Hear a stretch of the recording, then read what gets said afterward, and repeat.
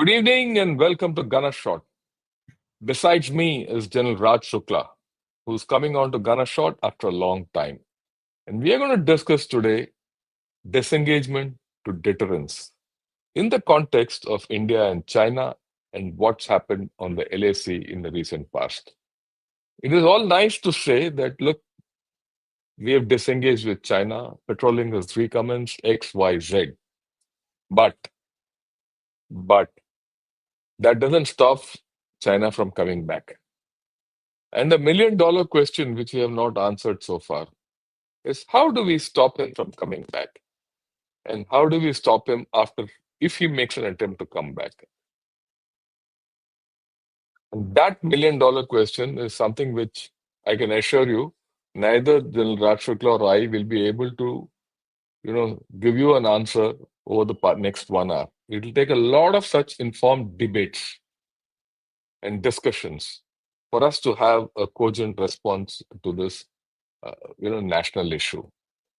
So, with this as a precursor to what we're going to speak, I request General Raj Shukla. General Raj Shukla, thanks a lot for coming, and I'll be really grateful if you could highlight and expand on the issues which I did rake up, and we'll take up the discussion as we go along. Over to you.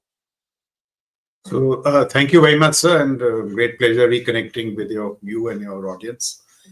Um, exactly as you said, sir, when this disengagement process was on, this is the thought which crossed my mind that you see how the Indo-Sino-Indian relationship is held hostage to periodic disruptions along the LAC. Very often, there is a deterrence breakdown, and then we start having these long periods of talk. The entire relationship is held hostage to what is happening along the LAC. And therefore, I thought that should we start looking at the challenge vis-a-vis China with a different lens? And do we need to move from what I say disengagement to fail-proof deterrence? Is it possible? And these are just some thoughts. So today we'll explore them on your channel, and then it can be built up. And the whole, the larger issue is how do we re-establish deterrence against China? That is a larger issue. And I would like to prioritize deterrence vis-a-vis war fighting. Because if you get to war, it by itself is an act of geopolitical incompetence. It is an act of some infirmities in your statecraft. So those larger issues of statecraft versus China is what I wanted to focus on. The second point is that for a long time, see sir, what happened in Kargil or Galwan, we say end failure. When will this end? Today you have persistent surveillance, you have so many other means. Oh, when will we say that we knew China was coming and we deterred him? So today it is possible technologically and in the other sense. That is what I wish to focus on. The next point that we, say CBM breakdown. So of course, CBM should not break down, but I'm saying that we should have such deterrence signatures that even if he wishes to violate the CBMs, he is not in a position to do so. So this is a point along the LAC. Can it be done? I have a certain view. I will wish to discuss it with you and with your viewers. Second, sir, is that now India is the 5th largest economy. It's soon going to be the 3rd largest economy. Many people say that we are the 3rd most powerful country in the world, which means we are in the big league now. There may be a large economic differential, but definitely it seems to me that US is number 1, China is number 2, and we are number 3. So in this interplay between a declining hegemon USA is still very powerful, no doubt. It is a very powerful brand, but it is declining in some ways. This rising challenger China and this aspiring Vishwa Bandhu. How should we recalibrate our statecraft? Do we need to move beyond territoriality and other issues of deterrence? It can't be the same, focus on the LAC. So it is in this context, that I wish to throw up some thoughts regarding deterrence, some concepts. What should these tools be across what domains should our deterrence spread? So, my first point that I wish to make is that can we create foolproof deterrence along the LAC? And so, sir, you would be knowing it, I know it. It was, I think, just many early 2000s that we carried out this exercise Divine Matrix, based on which we had decided that we will operationally balance towards China.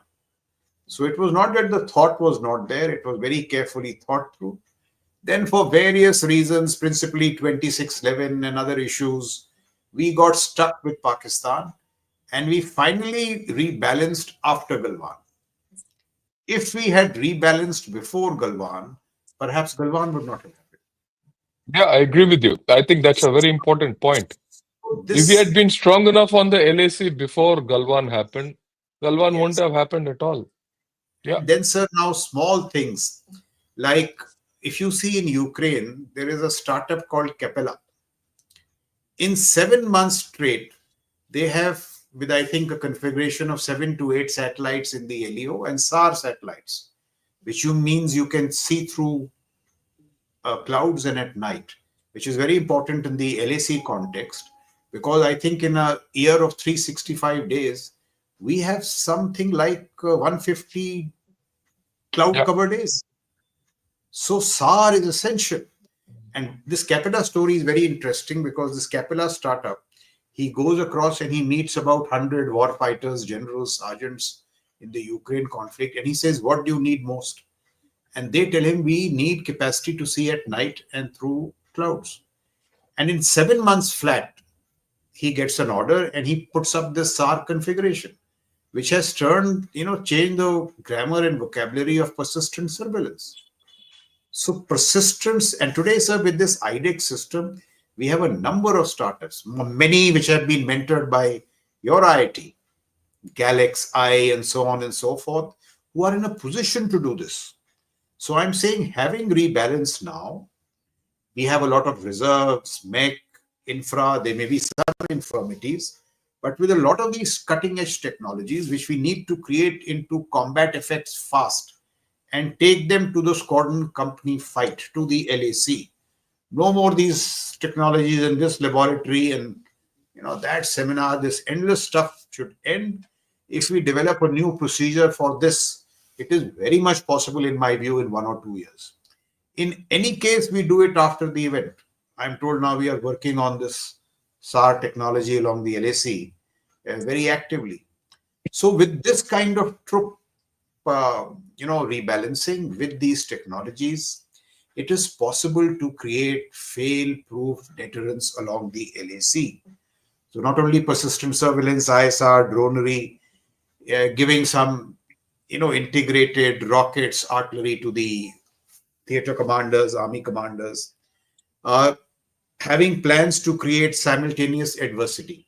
If the CBMs hold, very good. If they break down, if he violates, today we also have the capacity to create simultaneous adversity, because that gives our diplomats something to leverage on when they talk. And by this, what should happen is that our diplomacy must ride on military strength, at least along the LAC. And the reverse should not happen, that the diplomacy comes to bail out failures of deterrence ever so frequently. And then the whole broader Sino-Indian relationship becomes hostage to the LAC. So if we look at it afresh, fail-proof deterrence along the LAC in this limited context of no loss of territory, or if he does something, we are in equal position to do something. I think this is very much possible. And we should not in the future say that, there was an intelligence failure and this and that. That blame gaming should end. So this is the first concept of deterrence along the LAC. The second point that I wish to make is that there is the other reality. The other reality is that the power differential with China, if you take the defense component of that power differential, it is about $400 billion. If we are $100 billion defense budget, Enterprise Institute says he's $700 billion. If he's not, even if not seven, if he's 500, And if this differential is $400 billion, how do we narrow the gap? We have to give a very serious thought to this, because with this $400 billion, the capacity differential in the conventional domain is growing. And for various reasons, civil military fusion and all, because he's more efficient. One day we hear that he's got the biggest navy. Now we are hearing he's got the biggest air force. So if we can't meet him platform to platform, rupee to yuan, what do we do to address this gap in conventional progress? Now, here I'm saying, and I would love to hear your thoughts and also the viewers. Here we need to change gears. We have to admit that in the conventional domain, it will take time for us to narrow the conventional lag. So here the deterrence must lie in investments in strategic instruments, which is AD, missiles. Now, within missiles, sir, we've seen in Ukraine how there are various layers. I mean, Storm Shadow has its own deterrence signaling. The Orange Shik, if I pronounce it right, it has its own Purishnik. deterrence. Potashnik. And there are very interesting nuances which have come out of this.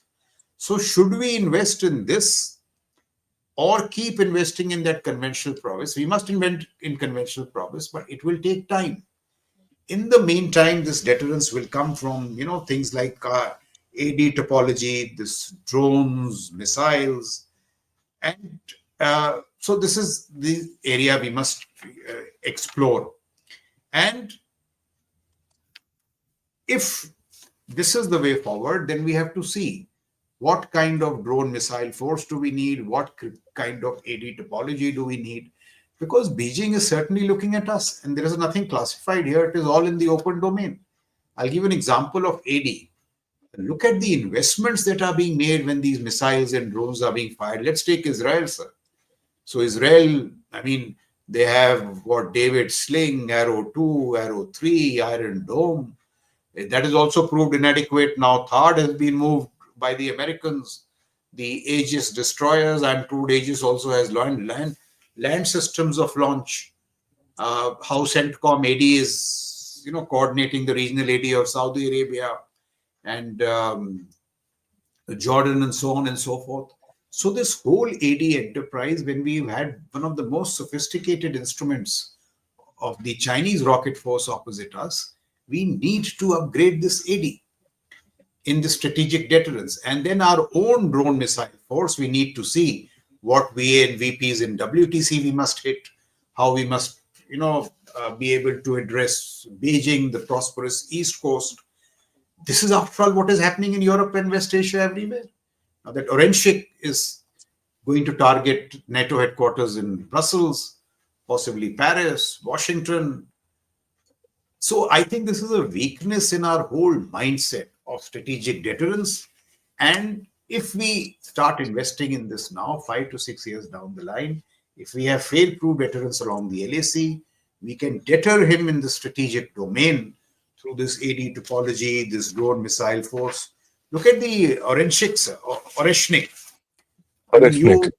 you would be knowing it, but I'm told Max 16, 17, when it was launched in Dnipro, it was almost like a nuclear weapon, in the sense that Yeah, its blast was tremendous. Its speed means that it is beyond interception of any AD system.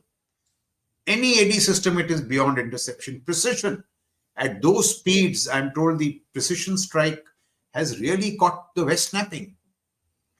yeah. And the message, can I I just just want to.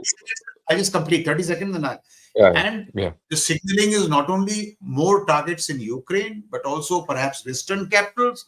And the other signaling is that it can also be nuclear tipped. So yep.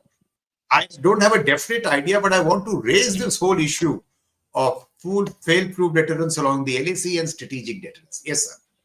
Yeah. I go with you. In fact, I was just about to reinforce what you said. There's an article in Foreign Affairs which has come out just today, and it talks of how the Trump administration can measure up to China, or rather keep China at bay. And this is an interesting thing, which is right. I'll just read it out. It says the Trump administration must focus on making progress on two timelines. the 2 year problem of fielding more uncrewed systems and cruise and ballistic missiles in the Indo-Pacific. So the thing is, uh, cruise, ballistic missiles, and uncrewed systems, and as well as the 5 to 10 year problem of revitalizing the United States shipbuilding industry, which has been Abs- declining for Absolutely, decades. absolutely, sir. This is the point I'm making. Yeah. So you picked it So up very well. as you were speaking, I just picked that up and I said, let me read it out. I think you made some very interesting points. Let me, you know, put it across to you, and then we can move ahead. I have no doubt about what you said about persistent surveillance. That's the first thing. Uh, in terms of persistent surveillance, the adjunct to persistent surveillance is you need multi-data fusion. The second, you could have SAR imagery. What do you do with it? I mean, Yes. in fact, we've had SAR imagery capability not now for the past 10 years. But for the best part of this 10 years, we didn't know what to do with it. And today, that capability which we have probably is a little outdated. You could do with more modern capability.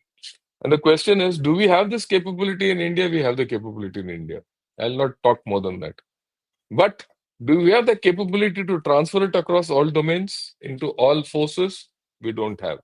So you need to have a horizontal proliferation of technologies within our system.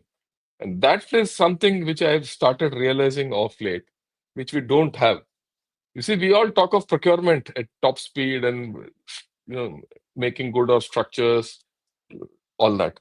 But do we have this capability of horizontal proliferation of technology?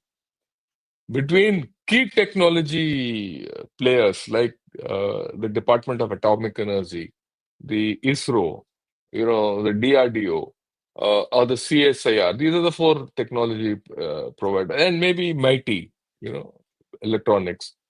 So that is something I think we need to do simultaneously along with this. And then you will see this business of simultaneous adversity, which you spoke of, will start kicking in. Because if you know in advance what's happening on the other side, simultaneous adversity is sure. You can be very sure of committing yourself to something. Absolutely. And this That's is something linked to persistent surveillance. yeah, it's linked to persistent surveillance, what you're saying. And in fact, I've been given a lot of thought about it, and I thought, let me share my view on this with you. Because when you speak elsewhere, you could probably put it across. Unless you're sure what's happening on the other side, you can't do a pro quid quo. As simple Yes, as that, right? absolutely. We could not do a pro quid quo during the time of Galwan because we didn't know what the whole story was. Bang And on. that is the thing. So bang on. So that is something that I think which we have to look at if you want meaningful deterrence. And then, the thing changes. And then this business of capacity differential. What we often fail to understand, like you rightly said, is you don't need to match him toe to toe, head to head, right? You need to match him with your toe and into his belly.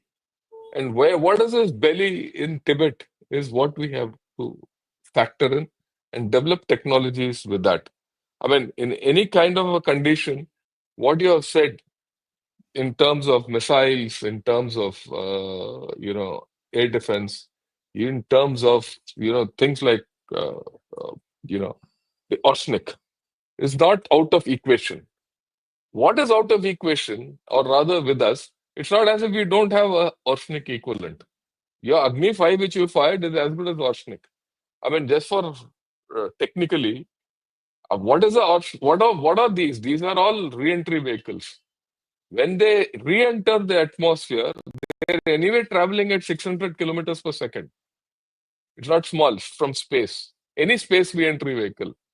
And if you put a proper guide bomb onto it, you can maintain the speed and it'll come at 10 to 12 Mach. I mean, it's not a Russian capability. We have this capability. But our capability, or rather incapability so far, is You have it. Have you operationalized it, fit That it is the into your deterrence matrix? That is the yes. issue. For example, we've just fired the one part of the triad day before yesterday, a 5,000 kilometer, 4,000 kilometer Agni 5. I mean, K4 is Agni 5. How do you operationalize it is a billion dollar question. Sorry for this interruption. Please go ahead. Absolutely right. So now, so from what you said, three, four thoughts have further come to my mind. Uh, so just look at how this has played out. So the West first has its HIMARS and its Javelin. In the first few months of the war, HIMARS create havoc. I'm told some 50 Russian ammunition depots were destroyed. So the Russians moved their ammunition depots backwards, and they find ways through their EW to disable the HIMAR. And the HIMAR becomes inaccurate. Now, the West now gets in these storm shadows and these ATACMs just to target the ammunition depots. So within the whole missile business, there are Yeah. various layers of deterrence, and these technical capacities have to be created into operational realities. And of course, Yeah. the larger signaling of hitting Russian heartland, and the Russians now come up with this Oreshnik. It is a so deterrence itself has so many layers. Precision has a quality of its own. Agni, the what you were saying is a wonderful instrument with us, but is it beyond AD interception? Because ATACMs and storm shadows are not. So I'm not sure of the technical details, but you have to No, operate in all these realms of speeds, precision, lethality, and then what you said, sir. It is extremely important that you combine ballistic, cruise, and drones because it complicates enemy AD. If you don't yeah. have this mix, the enemy AD will not be complicated. And so this point we have made very much time. The same foreign affairs. This is one on total war, where I think this lady talks of precise mass. So she says there Yes. was a time when Precise the one. emphasis was on mass, then it became precision. Now drones are your ability to deliver precise mass. And look at how they have altered all three domains of warfare. And drones are challenging air crewed platforms. I think we have reached the drone moment in air power. On sea, sir, we know drones and Starlings, what they have Yeah. done to the Black Sea Fleet. And on land, even Houthis have got drones. We are not moving fast enough. This point of data, I would really celebrate the day when the CDS or the chiefs say that my topmost priority is data. That data is, if they start saying that, what you're saying about data fusion and all that will happen. So it is in this domain, sir. I mean, Oreshnik is classic Brahmastra, at least if what one reads, and I'm I, talking. I, I'll put it in context because one's dealing with this nonsense almost every Yes, day. It's not as if Orishnik is something typical to Russia. Russia is playing up a nice game, information war on everyone.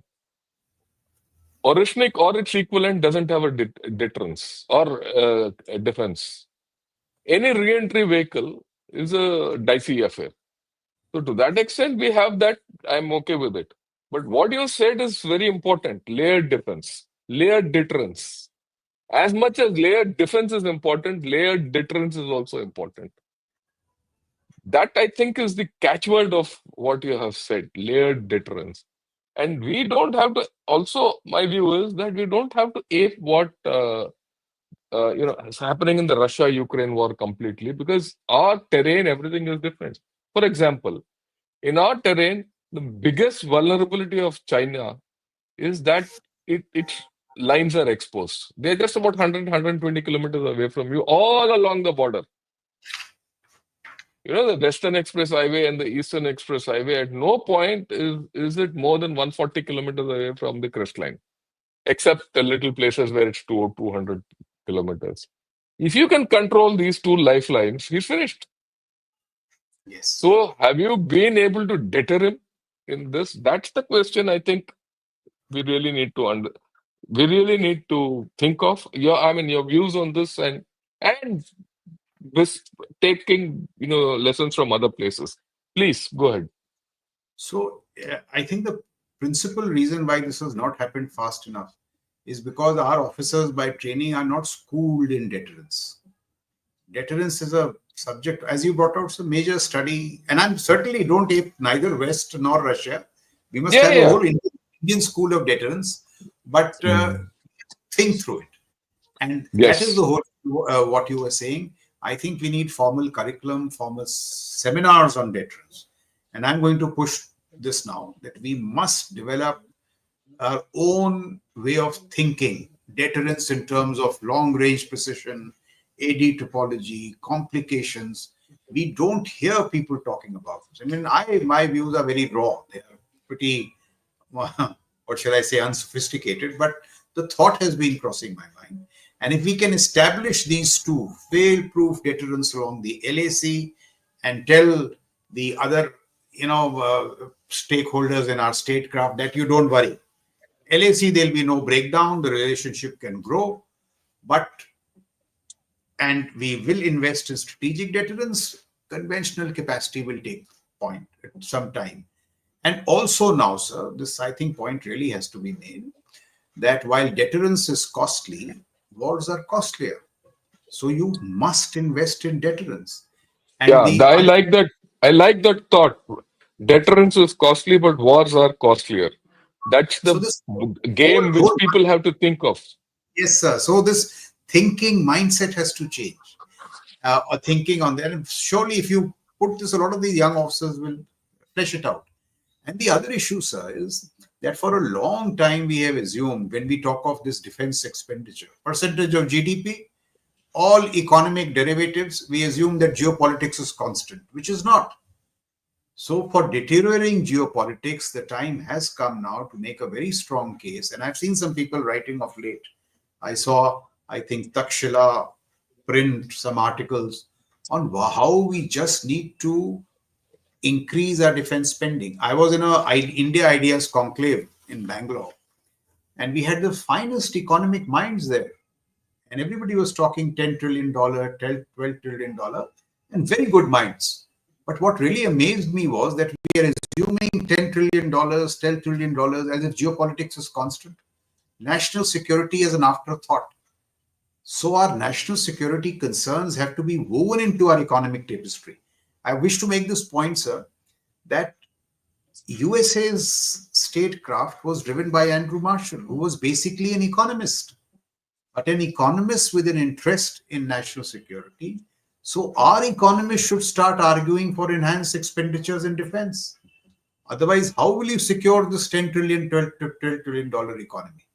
And of course, it can't happen all of a sudden, but some investments in deterrence, if we increase these progressively, uh, not only fail-proof deterrence along the LAC, but larger deterrence will also be possible.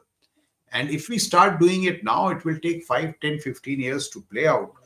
So deterrence, defense spending, how do we play this big game between China, India, and us? So can India and US get together and complicate China's rise? I'm not saying that we can stall it, but can we complicate China's rise? So a good idea which comes to my mind is that these IDEX, ISET, and IndusX, these pathways of technological collaboration with USA. So if we can reach some modus vivendi with the incoming Trump administration on tariffs and technologies, we have just signed this deal when the Prime Minister went to Delaware between one of our startups and US Spacecom and other players in the US system on next generation chips, chips for green technologies and chips for next generation communications. Why can't we do similar collaborative deals on AI, robotics, and other places? Because it is this technological partnership, which is we have every right to do. Some of it may also be non-public. This is some ways we can complicate China's rise. So we need to think in these domains also if we have to strengthen our deterrence with China. That is another point that I wanted to make. Yeah, your point is valid. We need a technology partnership with China, sorry, with USA to deter China. And I will not say delay its rise, I say to cap its rise. Because otherwise, anyway, China will, after 10 years, you'll see it going down. That is inherent in China the way it is going. But for the next 5 to 10 years, it's going to be a problem for us. There's no doubt. And uh, on that, there's no doubt at all. But how to get technology partnership going through with USA is the bigger problem for us. And I think of all in the past 10 years, 15 years, what I've seen, the strongest bedrock of cooperation with USA is defense. And I feel that we are not exploiting enough to take it into defense innovation and defense production. So Exactly. that is So the I say point. that is the point. Yeah, it's Pathways have been it, created to move faster now, our move bureaucracy. faster. Yeah. The second thing is we have to rethink, when you said rethink deterrence, we have to rethink deterrence in a different manner. I'll put this point across and I like your views on this. You see, we all are focused on the LAC. Deter China coming into the LAC. Why? Because we perceive the LAC to be weak or sensitive to us. So equally, what is sensitive to China? The ocean. How do you pose a threat to him? Even a minimalistic threat which deters him from doing anything on the LAC is the bigger question. And how do we build that deterrence through offensive capability is the point at stake. Uh, and how do you reorient whatever you build for the LAC also for the oceans is the issue. Your views on this? Yeah, so this is a very interesting question. I may not be right, but my views are like No, this. no, no, no. And Look. Let me put it this way, Raj. Today, when you said we'll talk about disengagement to deterrence, I've been giving it a thought, and I said, look, I'll take you off your normal script, yes, and let me put across some new ideas. Where we are both forced to think. Like you've been making me thinking, I'm also trying to making you think because unless we think through this game, we will not deter. yes. So I mean, I just say let's Yeah, just fine. role play the CDS. So if the Yeah. CDS tells the army chief that these are your troops, this is your reserves, this is your logistics, infra के लिए इतने पैसे, ये ले लो technologies, ये startups हैं, इनको आप orders दो and do what you need. And now please don't bother me along the LAC. And having done that, now we have to see where do we invest more. My slight difference is, of course, seas are very important.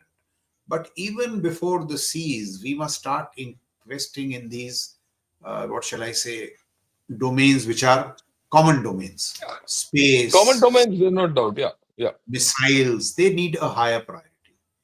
And that is one. And second is, of course, the seas. Now, here I agree with you totally, sir. This 400 ship navy is not going to patrol China's coastline. Moment it does Taiwan, the larger issue than Taiwan is to break free of the first island chain. Moment it does, in fact, it already has a 100-day presence in the IOR, it is going to come to us. So here we need to do two things. Stop being coy and begin projecting power across Malacca instead of trying to do POK. That is a pretty should be a low priority option, and focus on projecting power this side. Having done that, can we create an A2AD system in the IOR, which is that, of course, you have freedom of the seas, come, but when you come, you will be under our total surveillance.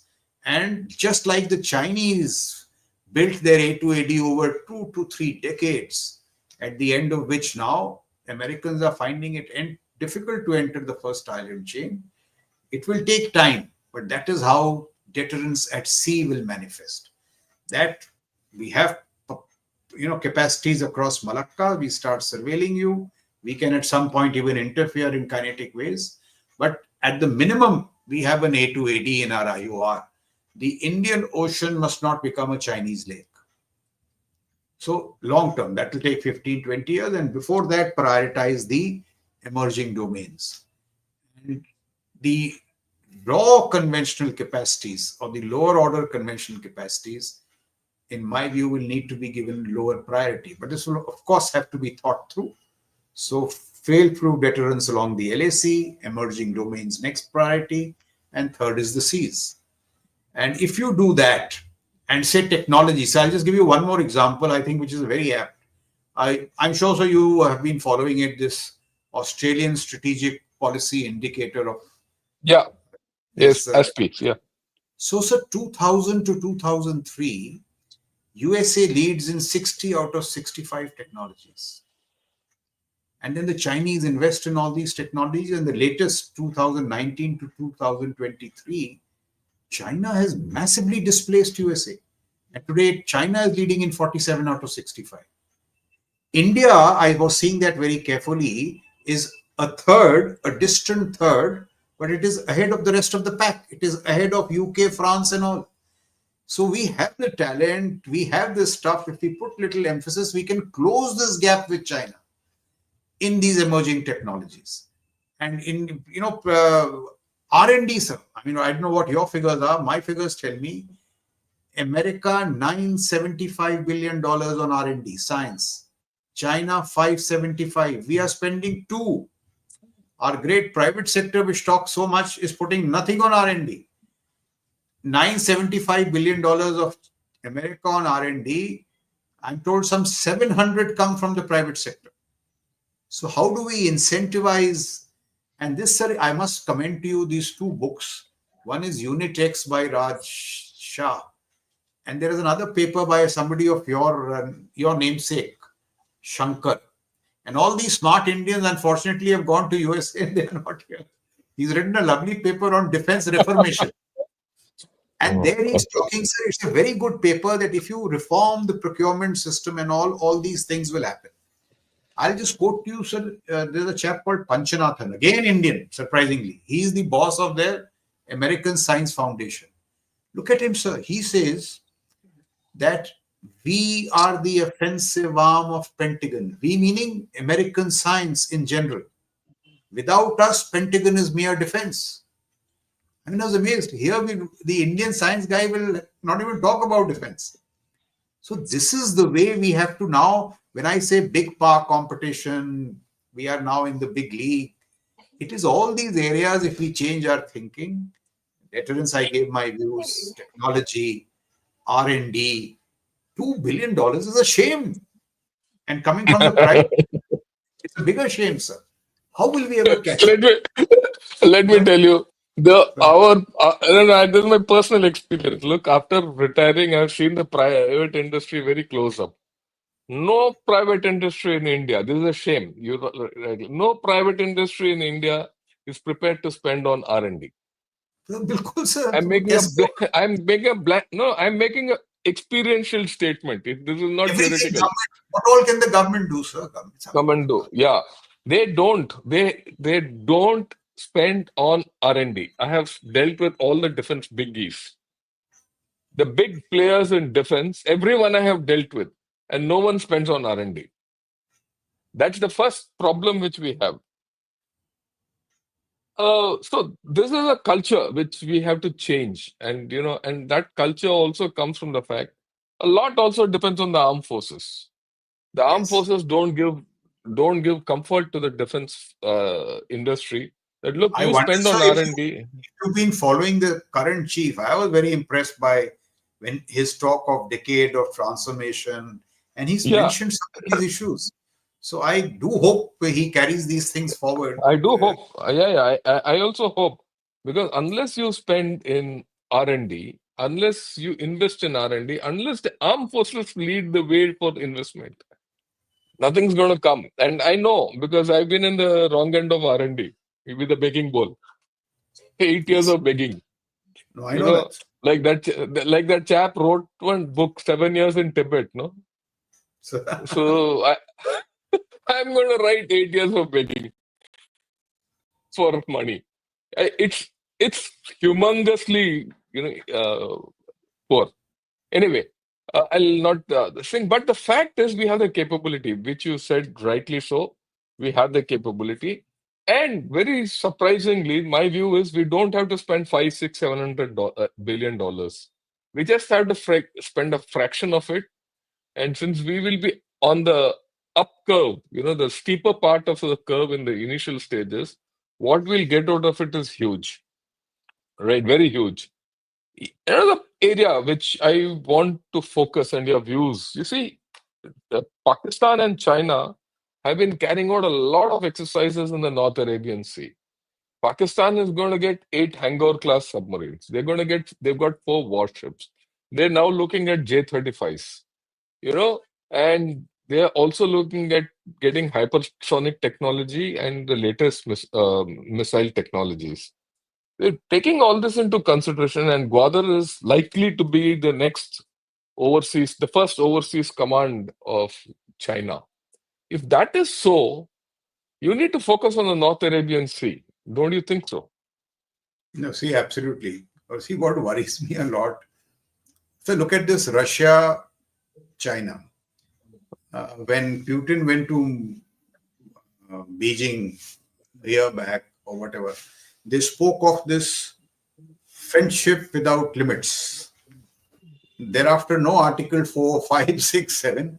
And the Chinese have given everything to the Russians. And we have been in denial from jamming equipment, CNC equipment, chips, microelectronics. Sab kuch to de diya, sir. North Koreans have given ammunition. People said, no, nothing will happen. Now 10,000 troops. I'm told they've landed up with self-propelled artillery. So this honey business, wo bhi koi phrase hai na, sir? Honey and something between China. Under that honey funny, you have given everything.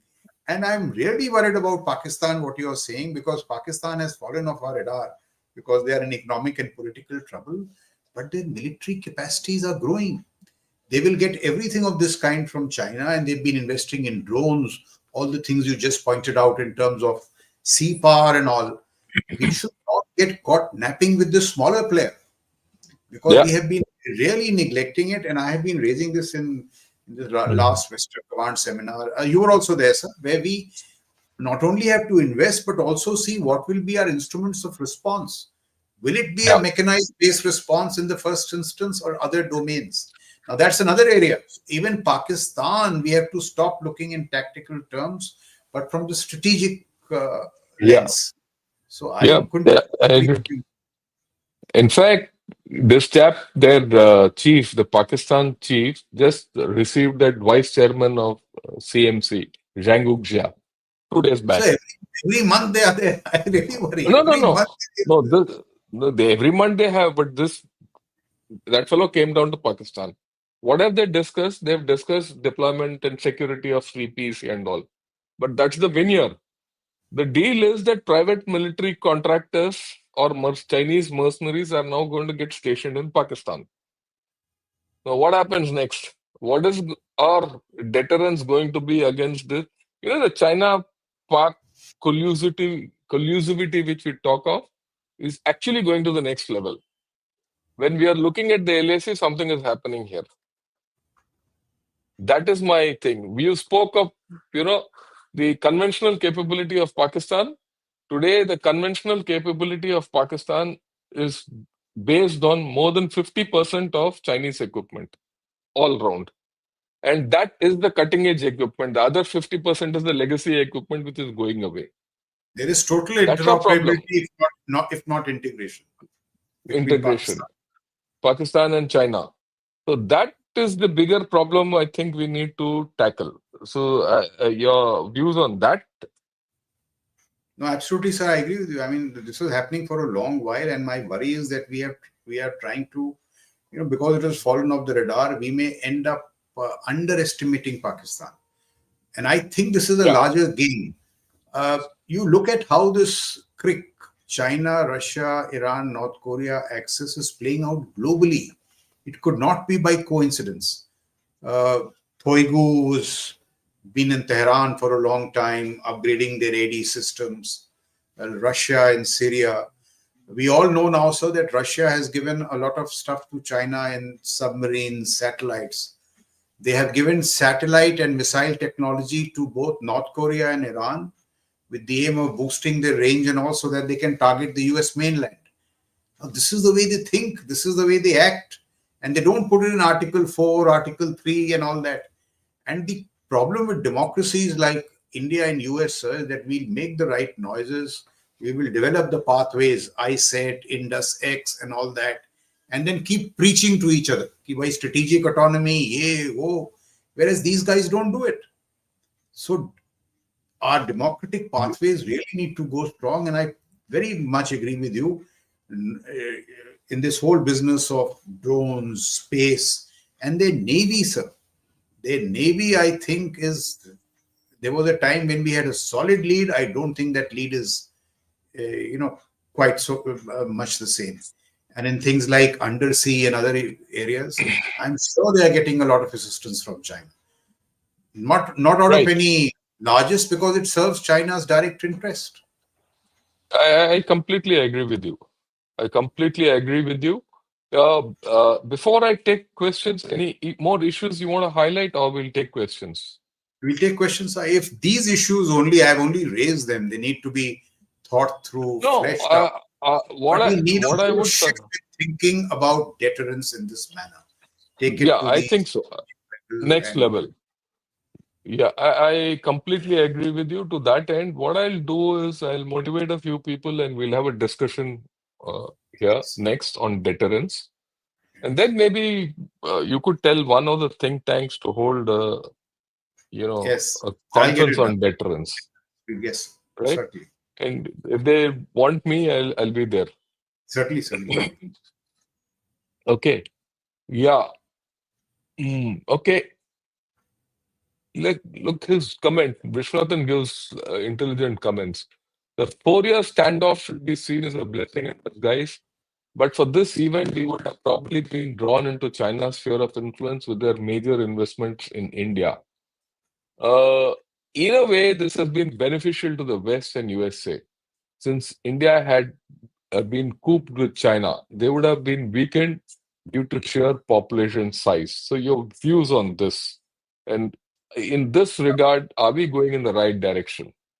So Vishwanathan is absolutely right. So, sir, my view is, and we all know informally, that this thaw has not been given out of a sudden act of good neighborliness. Last 4 years, a lot of hard work has taken place along the LAC, where battalion to battalion we have signaled deterrence. In many areas, we've got the better of him, and he came to realize that along the LAC now things have changed a lot. So it is not suddenly this act of good neighborliness, but we have extracted this thaw out of him. That is the first point, but we need to build on it in all the other measures that we are taking. You've been talking, I think, Vishnathan, you mentioned industrial complex and all. See, where are our opportunities? We should have already exploited. Now let's do it in the future. I'm told in the military industrial complex, in the intermediate range of supplies, intermediate goods, USA is dependent on 10,000 Chinese companies. And I read this figure 3 times, but I hope I'm not mistaking a mistake. 10,000. How does Trump decouple? Why are 100 of these companies not Indian in those 10,000? So in the supply chain to USA, especially in defense, it should have been India. So this is when I was talking of complicating China's rise and all. This is something that we must do. And the other Yeah, issue is that the military industrial complex can never grow unless the civil industrial complex grows in parallel. So the Chinese military industrial complex today is better than the Americans because their other military industrial complex is also far ahead of the Americans. So we have a vested interest. The Indian military has a vested interest in growing the other industrial capacities. So this is another point about deterrence, that we cannot have military, civil, and all that. Military, technology, industry, all has to be looked at from an integrated deterrence perspective. yeah. Uh, I think building things creates economy. Who better than military? Anything and everything which has value can be invested in. Your view, sir. So see, I agree with you totally. The mistake that we have made is that we have gone and created these silos, civil, military. private sector, government.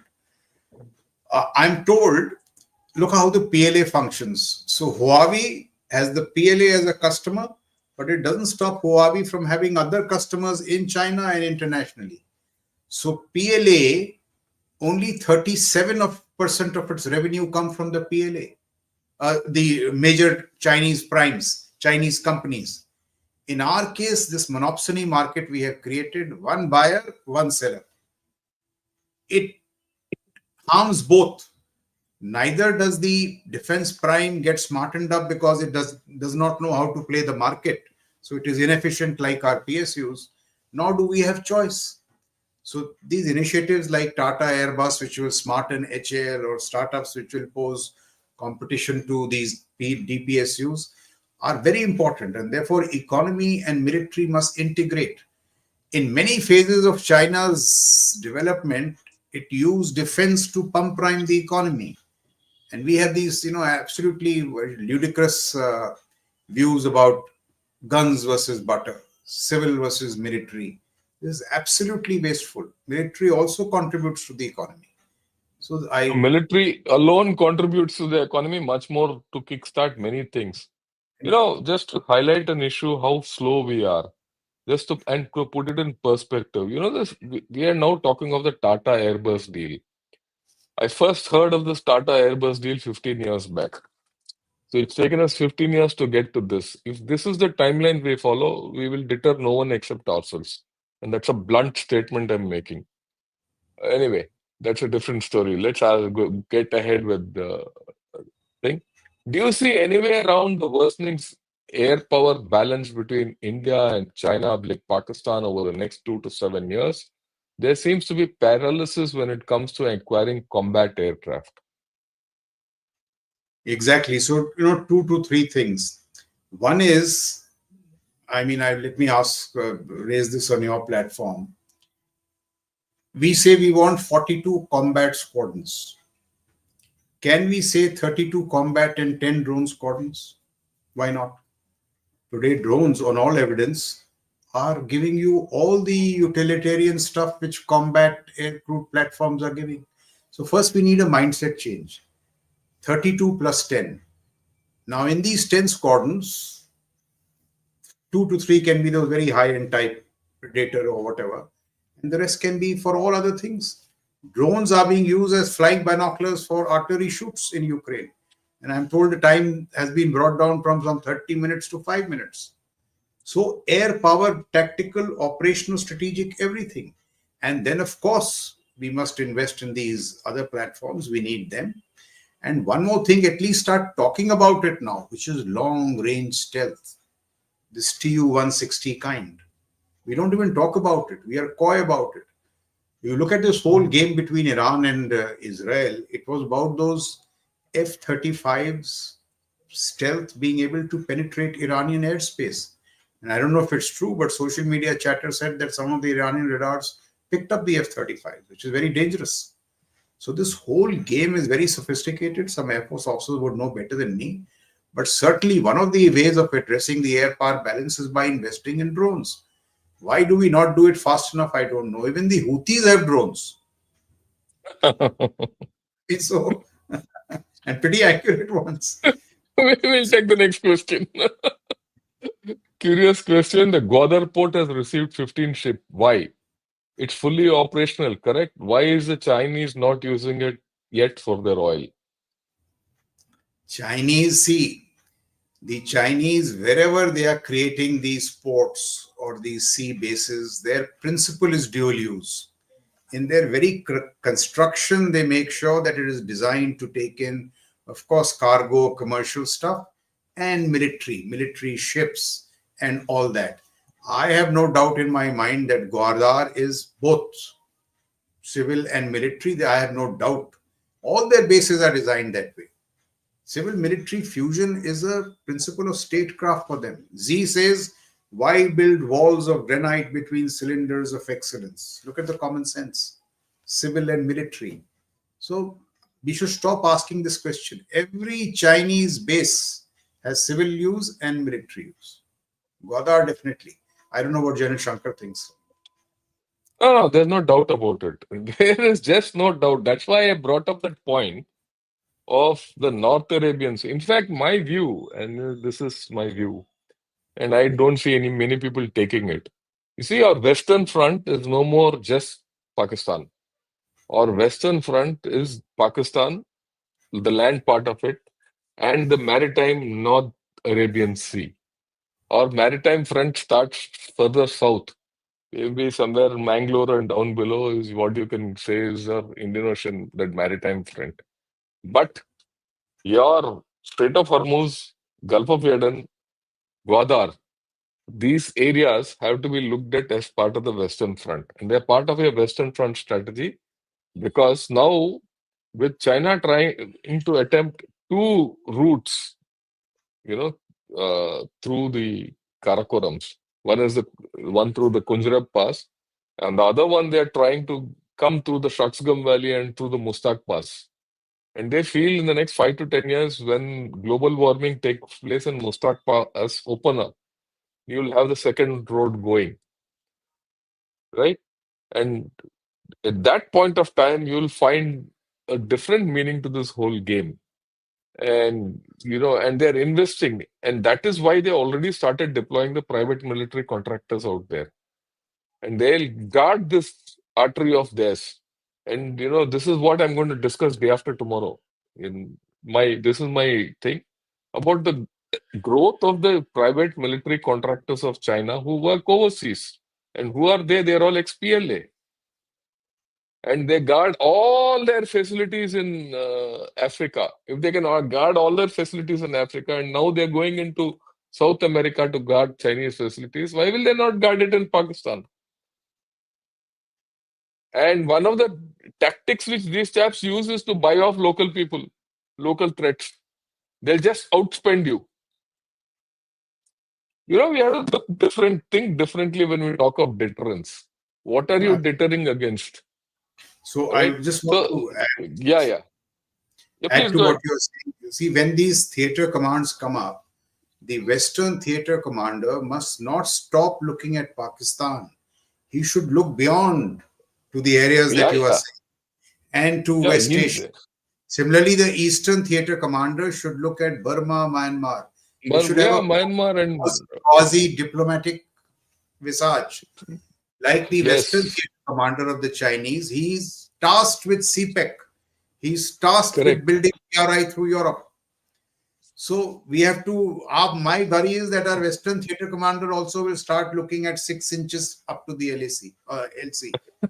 He has to look beyond unless we develop this Yeah, whole thing yeah, about. yeah. I think the first step towards deterring China or Pakistan is to have civil military fusion, not in industry, no, XYZ.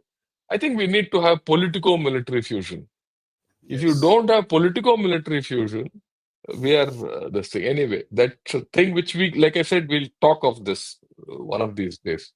Okay, how should we create balance between public and private sector for defense industry, especially software industry, as China is totally state-owned, but us is private as arsenal of democracy? Yeah. So very good question. So you use this phrase "arsenal of democracy." This was used by Roosevelt in the 40s, 50s. He said, if the Americans value their democracy, they must invest in an arsenal. Arsenal meant a military industrial complex. The Americans followed his advice in its breach, and therefore you had this embarrassing moment in Advika where they had 15 artillery rounds. They don't have 7 days of munitions. So that is the value of that arsenal. So we must really respect it. And the second issue is, in my view, it must come from a mix of private sector. In fact, see, what is the evidence in Ukraine? War fighting is changing so much, it needs such agility that the startups are beating the defense primes and the defense primes are beating government. So Starlink is beating NASA, there is no doubt. And the reason is the same. Elon Musk says it is easier to fire a rocket in USA than to get a permit to fire a rocket. So just as they are cleansing their Washington swamp, we also need to And our bureaucracy, not because they are bad, because they don't understand. This has to be cleared. And if it is getting so technologically savvy, so agile, the best man should deliver. To me, it seems today the private sector, the startups are first, defense primes two, and then government. Nothing wrong with government, provided it smartens up. And you cannot have private sector primes who spent one paisa on R&D. It is not a prime. If he doesn't spend on R&D, he's going nowhere. Look at what Americans are doing. They are using the openness of their system, so innovation, to fire their industry. So I was pointing out this book to Unit X. It is precisely about the marriage between Pentagon and Silicon Valley. The Indian military needs its Silicon Valley. It could be in IT Chennai, it could be in Bangalore, but we need this direct interface between the military and these startups and all. In fact, that is one of the lessons of Unit X, where it says cut out the intermediate bureaucracies because they only build process and you need outcomes. China, on the other hand, what it has done, it has taken its these uh, what DPS SOEs, state-owned enterprises. They have sacked about 300,000 people. We can't do it in India. They have smartened them up and they have made them as efficient as the private sector. And their economies, they compete in terms of, Shanghai versus Beijing. So Shanghai versus Beijing in AI, producing defense products. So this competition efficiency has to be built into our structure. Either we go the Chinese way, where we smarten up our DPSUs, or we go the American way, where we prioritize startups, innovation. And it is not technology alone. Technology will never come if you don't have innovation, if you don't do cultural transitions. You read this book, Unit X, how they have simply thrown out the bureaucracies. GS, very good, read it. GFR, how they have taken care of GFR. This IFAs have to change. They have to become CFOs, Chief Financial Officer, like in a private company where you give financial advice, but you give advice for the thing to get accomplished. You don't have veto powers. If you exercise veto, you're out of the company. So all these things which are happening, and these things need to be done. But so you're absolutely right. Public, private, and the issues that need to be said. I have told you. Software, I couldn't agree with you more. You see, I don't think we need to invest in products. We must invest in these things. If the Indian military invests in software, in data, as General Shankar brought out, in AI and ML, the products will follow. What is Palantir in Ukraine? Software company. It has produced entirely new defense platforms. So we need a whole new software for the Indian military. Before that, data, as General Shankar was pointing out. Yeah, that's this thing. So that's the last question I'll take at this point of time. Or is there any question? Okay, let me say. Truly one of the best discussion with deep insights. Thank you, sirs. Thanks a lot for this, Raj. I think it was a deep discussion. And I'd request all of you who are watching this, please subscribe and please pass it to your friends because I believe in quality. It's just not that, we talk all kinds of nonsense and, we'll do this, we'll do that. There are times when we have to face reality in life. And the reality in life is staring at us. It's easy to say that we'll get a $10 trillion economy, but we have to protect it also. And we have to enable it to grow. There is no case in history where economy has grown without its defense industrial base growing. Because defense industrial base forces innovation into the system. You have to innovate to fight better. And that rubs off into the civil street. It is not never the other way around. And that's history. Right. Uh, Thank you, General Sirs, for providing a fresh perspective and insights on deterrence against our adversary. Fascinating discussion. Thanks a lot. Uh, I must thank General Raj Shukla because when I asked him, as look, Raj, it's been a long time since we've spoken and we need to discuss. I said, let's talk deterrence. And he said, no, sir, disengagement to deterrence. And then that put the whole thing in the right frame. So before you finish, Raj, your final thoughts on this, and then we'll say Jai Hind. So, no final thoughts. I've said what I had to say. Thank you so much for inviting me. And I do hope these youngsters, we need Yeah. civilians who write on military matters. So, you viewers should start writing. This foreign affairs, all the people writing are civilians and they write so with such deep So insights from. beautifully, yes. So, we must develop this culture. And all your viewers, I think, should be, potential, what shall I say, thought leaders on matters military. Yeah, I think so. With this, thanks a lot to everyone. Good evening and Jai Hind to you also, Raj. Thank you very much, sir. All the best. Thank you very much, sir. Good night. Good night.